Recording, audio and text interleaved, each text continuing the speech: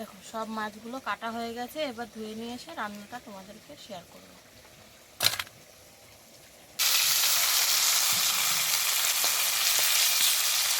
দিচ্ছি কালো জিরে, শুকনো লঙ্কা। দেখো সর্ষে দিয়ে পমফ্রেট মাছের ঝাল একদম রেডি। এবার ঢেলে নেব।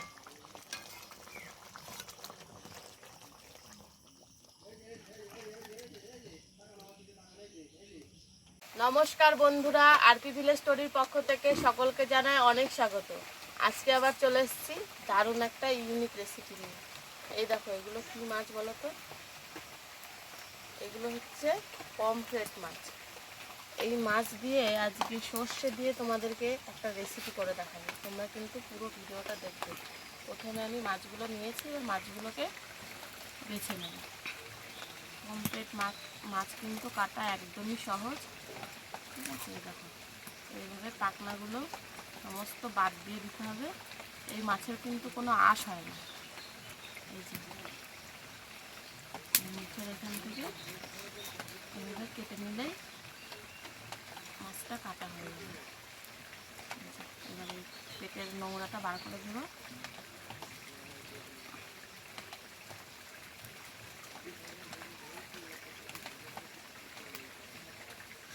এই দেখো মাছটা কাটা হয়ে গেল। এবার এইভাবেই সমস্ত মাছগুলো আমি কেটে নেব।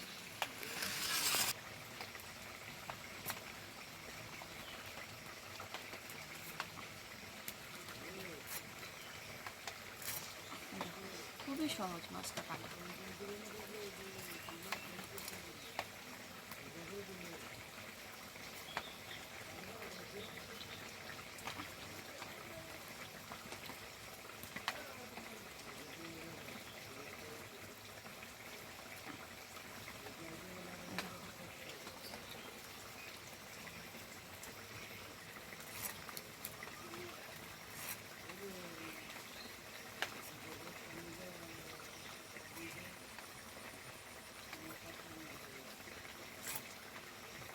ঠিক আছে, কত তাড়াতাড়ি মাছগুলো কাটা হয়ে যাচ্ছে।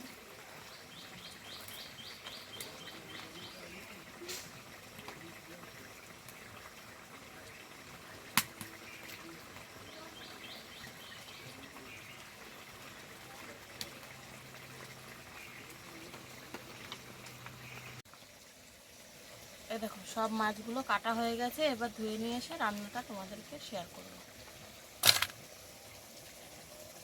এই দেখো মাছটা খুব ভালোভাবে ধুয়ে নিয়ে চলে এসেছি। এবার মাছগুলোকে ভেজে নেব। তার জন্য কড়াইতে দিয়ে দেব সর্ষের তেল। আর এদিকে আমি মাছে নুন হলুদটা মেখে নেব।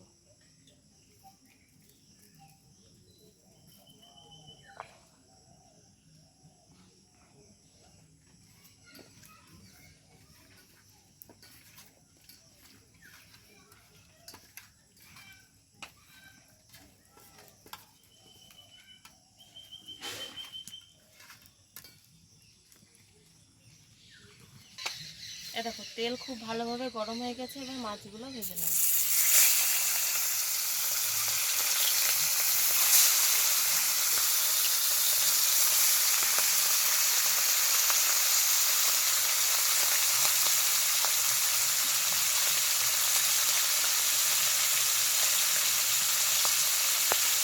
আর ওইদিকে মাছটা ভাজা হতে হতে আমি এদিকে খানিকটা কাঁচা লঙ্কা আর সর্ষে বেটে নেব।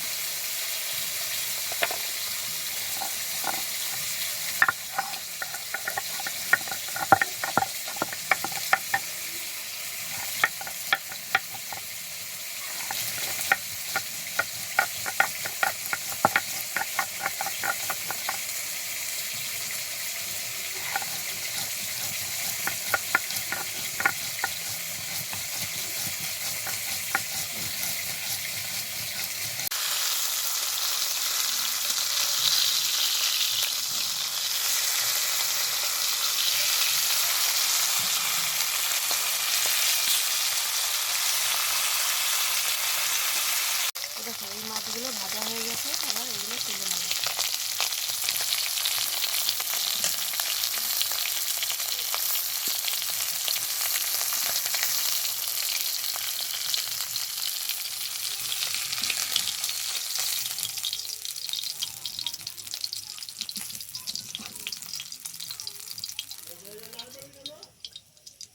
এবার বাকি মাছগুলো ভেজে নেব।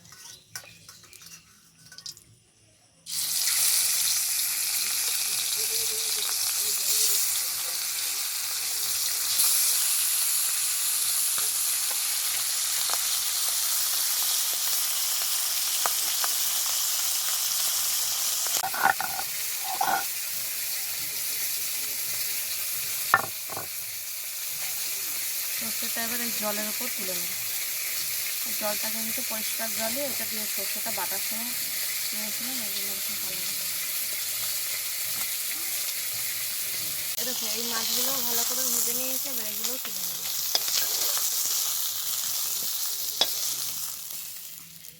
এবার ওই কড়াইতে আরও একটু তেল দিয়ে দিচ্ছি।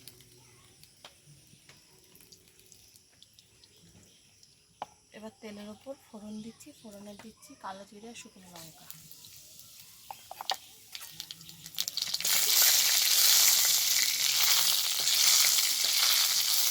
এবার সর্ষে বাটাটা দিয়ে দেবো।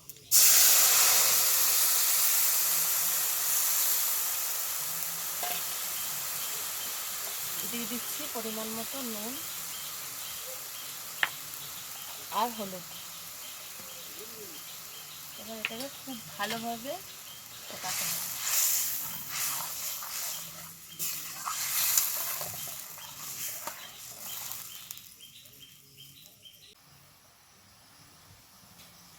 এরকম ঝোলটা খুব ভালোভাবে ফুটিয়ে নিয়েছি। এবার দিয়ে দেবো ভেজে রাখা মাছ। মাছ দিয়েও বেশ খানিকক্ষণ ফোটাতে হবে।